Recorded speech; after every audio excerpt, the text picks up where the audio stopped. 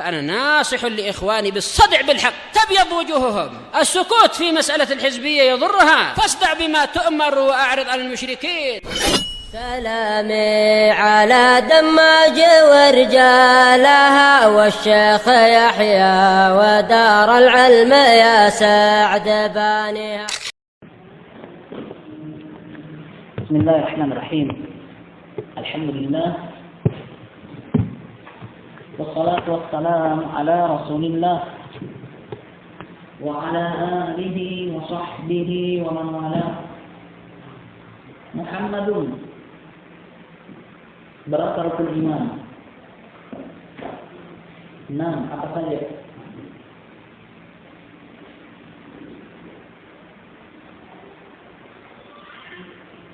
Satu, 2,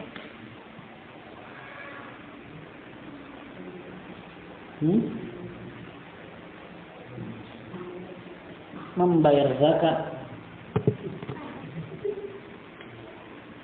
Ubay tidak sepakat. 3,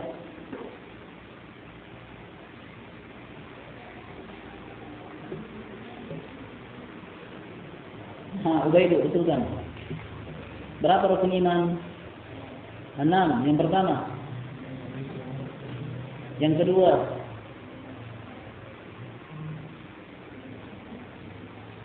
Apa? Malaikat 3. Kitab 4. Rasul 5. Yaumil akhir 6.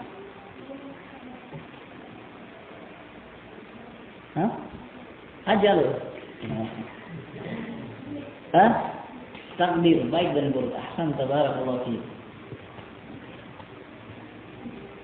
Rifalu, berapa rukun Islam?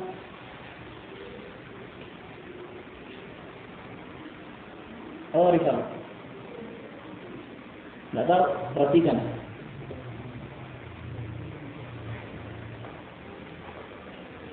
Rafi, berapa rukun Islam? 5. Yang pertama,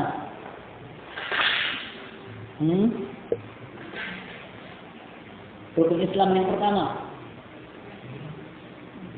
syahadat. Yang kedua, salat, zakat, puasa,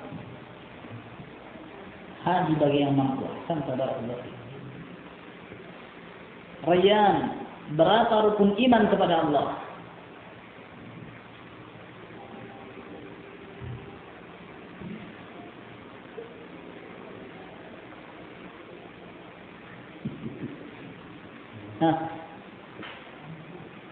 Berapa?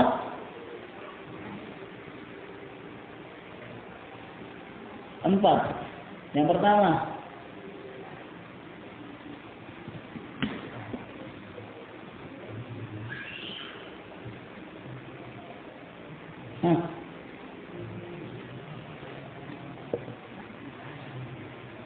Mubarak bantu. Rukun iman kepada Allah. Berapa?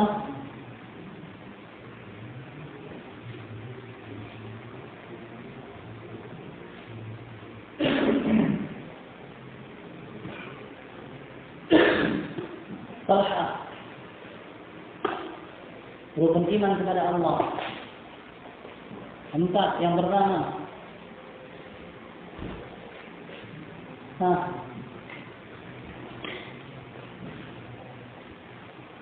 Baik, Mus'ab.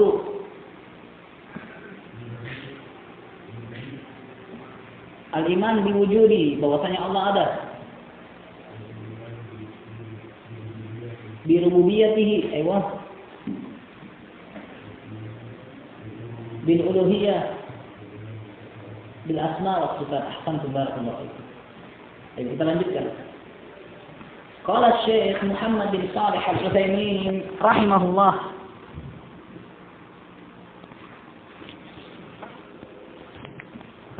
al-qa'idatu tsaniyah, kaidah yang kedua. Kita masih barakallahu fikum dalam kaidah seputar nama-nama Allah. Kaidah yang kedua, asma'ullah ta'ala a'lamun wa awsafun. Nama-nama Allah Ta'ala itu adalah a'lam, adalah nama. Wa awsaf, dan juga sifat. Nama-nama Allah adalah nama dan juga sekaligus sifat. Baik. A'lamun bi'tibari dalalatiha 'ala dzat. Dikatakan nama ditinjau dari penunjukan nama itu terhadap zatnya. Contoh barakallahu fikum, faqih. Kalimat faqih adalah pada asalnya barakallahu fikum bukan nama. Faqih adalah orang yang faqih, orang yang memiliki fikih. Tapi barakallahu fikum, dia disebut faqih. Faqih adalah nama. Kenapa? Dalalatuha 'ala zat. Yang namanya faqih ini zatnya. Tatkala kita katakan Allah, maka lafaz Allah menunjukkan kepada zat Allah. Maka Allah adalah nama untuk zat Allah. Sebagaimana Ar-Rahman, kata Ar-Rahman adalah nama yang menunjukkan apa? Zatnya Allah. Ar-Rahim adalah nama yang menunjukkan zat Allah. Allah Ar-Rahman, Ar-Rahim, Al-Aziz, Al-Hakim, Al-Alim. Semua ini adalah nama yang menunjukkan kepada zat yang sama, yaitu Allah. Baik. Wa awsafun, dan juga sifat. Awsafun bi'tibari ma dallat alaihi minal ma'ani. Dikatakan sebagai sifat ditinjau dari apa yang ditunjukkan oleh nama itu berupa sifat. Dari makna. Nama Al-Alim, ini adalah nama yang menunjukkan Allah. Dan nama ini juga menunjukkan sifat dari makna kata alim tadi, yang itu sifat ilmu. Maknanya adalah berilmu. Dan ini adalah suatu kesepakatan. Begitu kesepakatan sami'un, orang yang mendengar, adalah orang yang memiliki sifat mendengar. Basirun, yang melihat. Artinya itu adalah sifat untuk orang yang bisa melihat. Demikian juga barakallahu fikum dikatakan qawiyun, itu disifati kepada yang sosok yang memiliki kekuatan. Ini adalah nama sekaligus sifat sesuai dengan makna dari nama tadi, lafaz tadi. Jelas? Baik. Wa hiya bil i'tibar al-awwal mutarabitatun bi dalalatiha 'ala musamma wahid. Maka nama-nama Allah ini ditinjau dari timbangan yang pertama itu, maka nama-nama tersebut mutarabifah, sama penunjukannya atas yang satu yang dinamakan. Ala musamma wahid, terhadap yang dinamai yang satu. Apa itu? Allah. Wa huwa Allahu azza wa jalla. Wa bil i'tibari tsani mutabayinah. Tapi kalau ditinjau dari makna yang kedua kita sebutkan sifat, maka nama-nama tersebut berbeda. Maknanya berbeda maksudnya. Ditinjau dari penunjukannya, maka semuanya menunjukkan zat yang sama. Tapi ditinjau dari maknanya, maka semua nama tersebut berbeda-beda dari sisi makna. Jelas di sini? Ini makna asma'ullahi ta'ala a'lamun wa awsafun. Ditinjau dari penunjukan lafaznya, maka yang itu sama. Ditinjau dari makna dari lafaz tersebut, maka setiap nama itu berbeda secara makna, yaitu sifat yang terkandung itu berbeda-beda. Sampai sini jelas? Baik. Wabil-i'tibari tsani mutabayinatun bidalalati kulli wahidin minha. Adapun ditinjau dari sisi yang kedua, penilaian yang kedua, yaitu maknanya, maka berbeda-beda penunjukannya. Kullu wahidin minha ala ma'nahu al-khas. Masing-masing dari nama tersebut memiliki makna tersendiri. Fal-hayyu, al-alimu, al-qadiru, al-sami'u, al-basiru, al-rahmanu, al-rahimu, al-azizu, al-hakimu. Kulluha asma'un Limusamma wahid. Semua ini adalah nama-nama untuk satu yang dinamakan. Wa huwa Allah subhanahu wa ta'ala. Dan dia adalah Allah subhanahu wa ta'ala. Lakin makna al-hayy, akan tapi makna dari kata al-hayy yang maha hidup, ghairu makna al-alim, bukan makna al-alim yang maha mengetahui. Walaupun al-hayy dan al-alim adalah sama, yaitu Allah. Wa makna al-alimi ghairu makna al-qadir. Sebagaimana makna al-alim yang maha mengetahui, maknanya bukan makna al-qadir yang maha kuasa. Wa hakala, dan demikian seterusnya. Sampai sini jelas? Baik, saya ulangi. Kaidah yang kedua, asmaullah ta'ala a'lamun wa awsafun. Nama-nama Allah itu semuanya adalah nama sekaligus sifat. Ditinjau dari penunjukannya, maka itu adalah nama. Semua nama-nama itu menunjukkan nama untuk zat yang sama. Ditinjau dari makna dari setiap nama itu, maka itu adalah sifat. Karena setiap nama tersebut memiliki makna yang berbeda dari nama yang lain. Jelas? Baik. Wa inna ma qulna bi annaha a'lamun wa awsafun lidalalatil Qur'ani 'alaihi, dan kami mengatakan bahwasanya nama-nama Allah itu adalah a'lam, adalah nama tanda untuk sesuatu, wa awsaf, dan juga sifat, lidalalatil Qur'ani 'alaihi, dikarenakan pendalilan Al-Qur'an atasnya, penunjukan Al-Qur'an atasnya. Kama fi qoulihi ta'ala, seperti dalam ucapan Allah, wa huwa, dan dia. Siapa dia di sini? Bangit ini aib kepada siapa? Allah.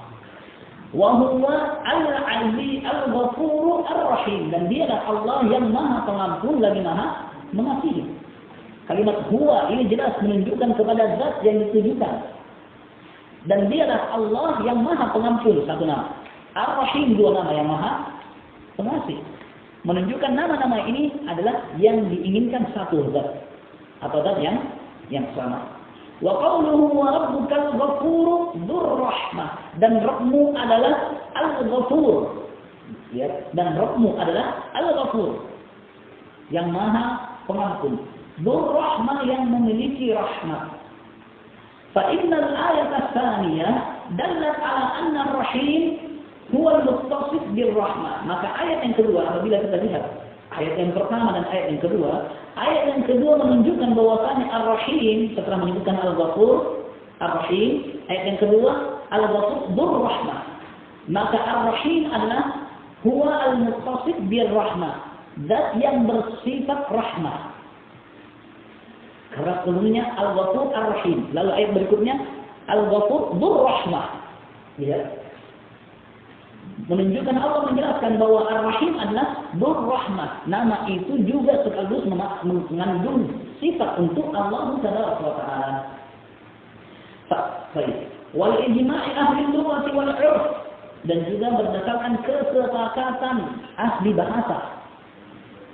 Dan juga sesuai dengan al-'urf, sesuatu yang menjadi tradisi dari ucapan manusia. Annahu la yuqal alimun, bahwa tidak dikatakan seseorang itu alim illa liman lahu ilmu, kecuali bagi orang yang punya ilmu. Tidak mungkin orang dongak-dongak di bawah itu orang berilmu. Tidak. Tapi nanti barakallahu fikum, seseorang yang diketahui berilmu dikatakan itu alim, karena dia memiliki sifat yaitu punya ilmu. Nah, sebagaimana barakallahu fikum ahli dari segi bahasa dan juga tradisi penggunaan, barakallahu fikum, orang yang penyayang dikatakan rahim. Tidak mungkin barakallahu fikum orang yang bengis dan tidak peduli orang lain dikatakan rahim. Nah, maka demikian juga pada Allah, begitu Allah mengatakan dirinya Ar-Rahim, maka secara bahasa itu adalah nama untuk Allah, sekaligus Allah bersifat dengan rahmat. Nah, wala sami illa liman lahu sami, dan tidak juga dikatakan orang yang sami, maha mendengar, kecuali bagi orang yang punya pendengaran. Wala basirun, orang yang melihat, illa liman lahu basar, kecuali dikatakan kepada orang yang punya penglihatan. Wa hadza amrun abyan min aytaja ila dalil, dan ini adalah perkara yang sangat jelas tidak dibutuhkan dalil. Wa bihadza ulima dalalu man salabu asma Allah Ta'ala ma'aniha min ahli ta'til. Maka dari sini kalau kita mengerti kaidah yang kedua, kesimpulannya kita bisa mengetahui kesesatan orang-orang yang menarik, mencabut dari nama-nama Allah Tabaraka wa Ta'ala makna-maknanya. Artinya itu hanya sekedar nama, tidak ada arti balik itu. Min ahli ta'til, dari kalangan orang-orang yang mu'attilah. Ahli ta'til adalah orang yang tidak mengamalkan atau orang yang merusak atau meninggalkan ayat secara menyeluruh atau barakallahu fikum makna yang terkandung dalamnya. Mereka dikatakan sebagai ahli ta'til. Karena apalah dalam bahasa Arab barakallahu fikum itu diitlaqkan terhadap sesuatu yang ditinggalkan. Berdasarkan ucapan Allah Tabaraka wa Ta'ala, wa bi'rin mu'attalah, dan sumur yang dibiarkan, tidak dipakai lagi. Ahlu ta'til adalah orang yang tidak atau orang yang meninggalkan pendalilan dalam sifat-sifat Allah Tabaraka wa Ta'ala. Sekali lagi, wa bihadza ulima, maka di sini kita bisa mengetahui dalalu man salabu asma'illahi ta'ala ma'aniha min ahli ta'til. Kita bisa mengetahui kesesatan orang-orang yang mencabut dari nama-nama Allah makna-maknanya dari kalangan para pelaku ta'til. Wa qalu, mereka mengatakan innallaha ta'ala sami'un bila sam'. Allah Subhanahu wa ta'ala itu Maha mendengar tapi tidak mendengar. Basirun bila basar, Allah Maha melihat tapi tidak melihat. Azizun bila izzah, Allah itu Maha perkasa tapi tidak perkasa. Wa hakadha, dan demikian seterusnya. Mengapa barakallahu fikum mereka melakukan hal tersebut? Karena kami ingin mensucikan Allah. Kami tidak ingin menyamakan Allah dengan makhluk. Lalu apa yang kalian lakukan? Karena Allah telah mengatakan dirinya adalah Sami'un Basir, maka kami katakan Sami'un Basir. Tapi kami tidak mau Allah sama dengan manusia, karena yang kita tahu manusia itu mendengar, melihat. Lalu apa? Kita katakan Allah mendengar tapi tidak mendengar. Allah Maha melihat tapi tidak melihat. Subhanallah. Padahal Allah telah mengatakan dalam Al-Quran, laisa kamitslihi syai'un wa huwas sami'ul basir. Tidak ada satupun yang sama dengan Allah, dan Allah Maha melihat lagi Maha mendengar. Nah, sehingga barakallahu fikum, tidak mesti begitu kita katakan Allah Maha melihat dan Allah itu melihat, Allah Maha mendengar dan Allah itu melihat, bahwa kita telah menyamakan Allah dengan makhluk. Tidak. Karena barakallahu fikum, pendengaran yang kita isbatkan kepada Allah tentu berbeda dengan pendengaran yang kita isbatkan kepada manusia. Sebagaimana penglihatan yang kita isbatkan kepada Allah tentu berbeda dengan penglihatan yang kita isbatkan kepada manusia. Seperti yang ini telah lalu pada kaidah yang pertama, bahwasanya sifat yang ada pada Allah itu adalah sifat yang sempurna, tidak ada sedikit pun cacat dan kekurangannya. Beda pada sifat makhluk. Makhluk mendengar, Allah mendengar, tapi pendengar makhluk tidak seperti pendengaran Allah. Qad sami'a Allahu qawlan allati tujadiluka fi zawjiha wa tashtaki ila Allah. Sungguh Allah telah mendengar ucapan seorang wanita yang mengeluhkan suaminya.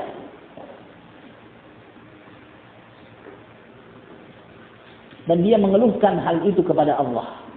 Kata Aisyah radhiyallahu anha, begitu mendengarkan ayat ini turun, mengatakan subhanallahilladzi yasma'ul aswat kullaha.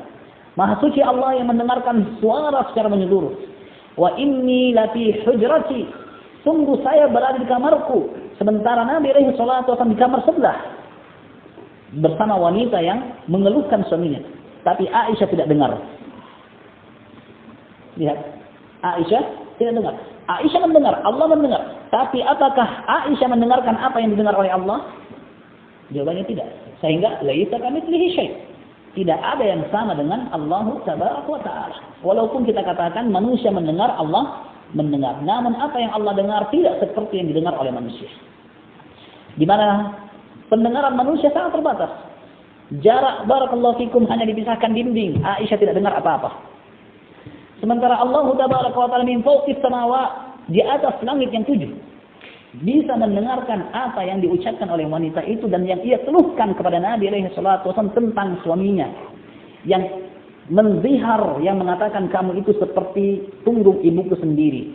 Setelah dia melayaninya berapa tahun, perutnya sudah kendor dikarenakan melahirkan anaknya yang banyak. Lalu dia ucapkan ucapan itu kepada saya. Dia keluhkan itu kepada Nabi alaihi salatu wasallam. Aisyah di samping kamar tidak mendengarkan hal itu. Allah musta'an. وَعَلَّمُوا ذَلِكَ بِأَنَّ ثُبُوتَ الصِّفَاتِ يَسْتَلْزِمُ تَعَدُّدَ الْقُدَمَاءِ. Dan mereka membuat alasan bahwasanya mengisbatkan banyaknya sifat itu mengharuskan banyaknya zat. Dan kita katakan ta'addudus sifat la yalzam ta'adduduz zat. Banyaknya sifat tidak mengharuskan banyaknya zat. Paham maksudnya ini?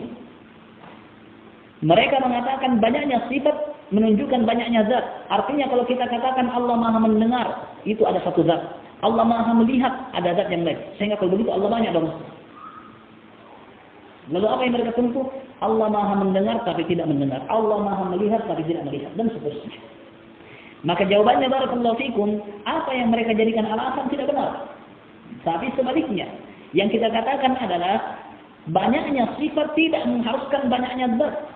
Karena tidak ada satu zat pun kecuali memiliki lebih dari satu sifat. Tidak ada sesuatu pun kecuali memiliki lebih dari satu sifat. Air yang saya minum, sifatnya ada. Ini bukan rekayasa, air ini benar. Tidak percaya, kasih bunyi. Ada. Sifat yang kedua, bening. Sampai dasar gelas ini kelihatan. Ini sifat kedua. Sifat yang ketiga, barakallahu fikum, dingin. Walaupun sudah dibakar, dimasak. Dia memiliki sifat apa itu? Sifat berikutnya cair. Tidak padat. Beda kalau dimasukkan kulkas. Freezer maksud saya. Apa dia? Cair. Sudah berapa sifat yang saya sebutkan? Rasanya segar. Sifat berikutnya. Dijual. La ilaha illallah. Sifat berikutnya. Dan sifat-sifat yang saya sebutkan dari beberapa sifat ini hanya menunjukkan satu zat, yaitu air yang ada di gelas ini. Maka apa yang mereka jadikan alasan tidak bisa diterima, karena banyaknya sifat tidak mengharuskan banyaknya zat.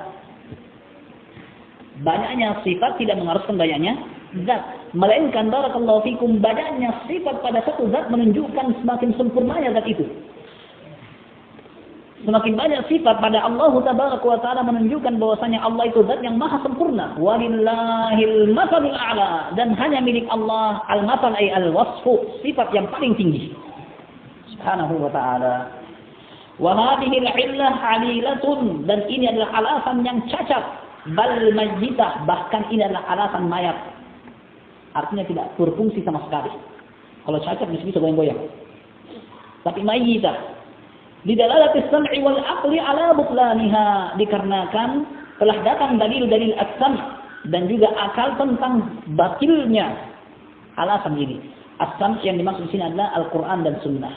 Dikatakan dalalatus sam'i, pendalilan yang didengar, yaitu dikarenakan Al-Quran dan Sunnah awalnya itu hanya didengar.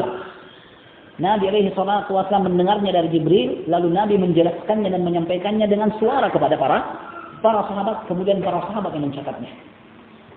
Oleh karena itu Al-Quran dan Sunnah dikatakan dalalatus sam'i. Dan apa-apa yang akan datang barakallahu fikum dalam kitab ini, setiap kali beliau mengatakan dalalatus sam' atau dalilus sam', pendalilan dari sam' maksudnya apa? Al-Quran dan Sunnah. Nah, baik. Wa amma as-sam'u, adapun dalil dari as-sam', fali'anna Allah Ta'ala wasafa nafsahu bi awsafin katsira, karena Allah Ta'ala sendiri telah mensifati dirinya dengan banyak sifat. Ma annahu al-wahidul ahad, padahal Allah adalah zat yang maha tunggal dan maha satu. Faqala Ta'ala, Allah berkata, inna batasya rabbika lasyadid, sesungguhnya batas, siksaan Rabb itu sangatlah keras, satu sifat. Innahu huwa yubdi'u wa yu'id, sesungguhnya dialah yang memulai penciptaan manusia, wa yu'id, dan mengulanginya kembali, mengembalikannya kembali setelah menjadi tanah, mati, jadi tanah, lalu Allah kembalikan.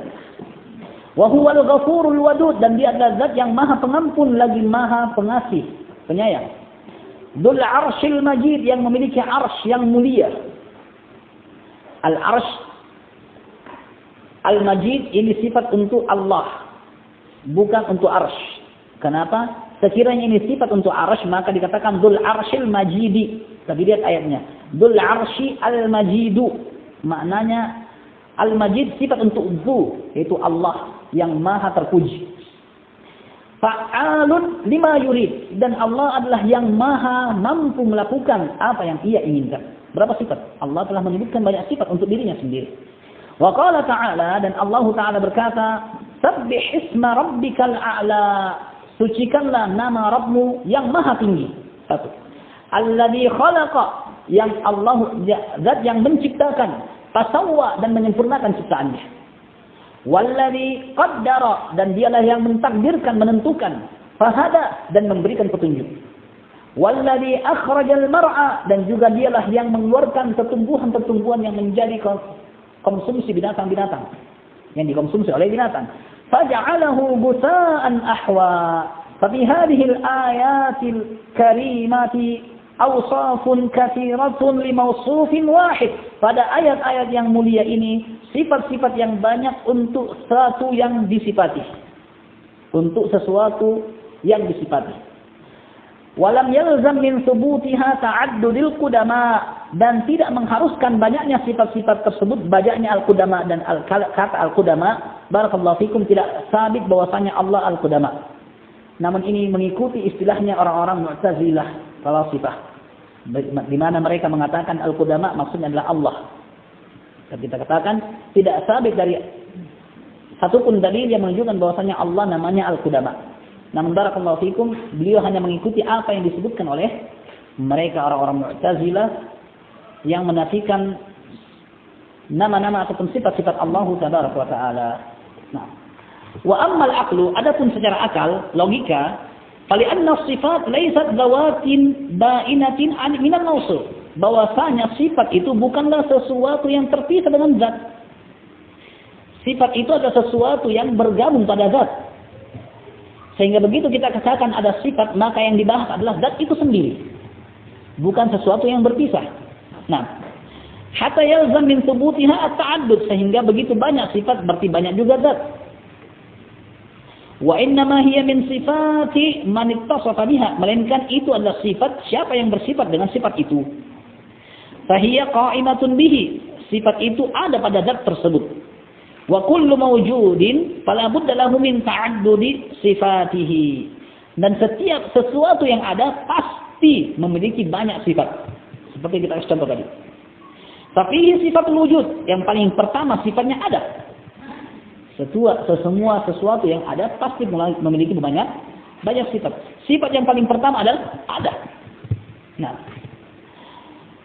wa kaunihi wajibul wujud atau mungkinul wujud, atau keadaannya sesuatu yang ada itu adalah wajibul wujud, sesuatu yang harus ada, atau mungkinul wujud, atau sesuatu yang mungkin ada. Dan ini juga istilahnya mereka. Wajibul wujud Allah, mungkinul wujud makhluk, mungkin ada mungkin tidak. Manusia mungkin ada mungkin tidak. Wajib wujud harus ada Allah. Mungkinul wujud sesuatu yang mungkin ada. Malaikat mungkin ada. Di sini, di sana, di situ. Manusia mungkin ada, mungkin mati. Mungkin hilang. Dan ini istilahnya mereka. Wa kaunuhu 'ainan qa'iman bi nafsihi, dan juga keadaan sesuatu yang ada itu adalah satu ain, satu zat yang berdiri sendiri. Itu adalah sesuatu zat yang berdiri sendiri. Aw wasfan fi ghairihi, atau sesuatu yang ada itu adalah sifat untuk yang lain. Contoh tangan. Tangan adalah sesuatu yang ada. Dan tangan ini yang saya tunjuk sekarang adalah sifat untuk zat yang lain, yaitu saya yang menunjuk. Begitu saya katakan ini tangan saya, apakah saya maksud adalah tanganku ini adalah zat yang berbeda dari saya? Tidak. Tapi yang saya maksud adalah zat, saya membicarakan zat sendiri, zat saya sendiri, yaitu tanganku sendiri. Jelas? Ini secara logika. Nah, ini barakallahu fikum pendalilan yang beliau datangkan. Baik secara sama ataupun secara al-aql, yaitu secara logika. Ada yang kurang jelas? Mafhum? Baik.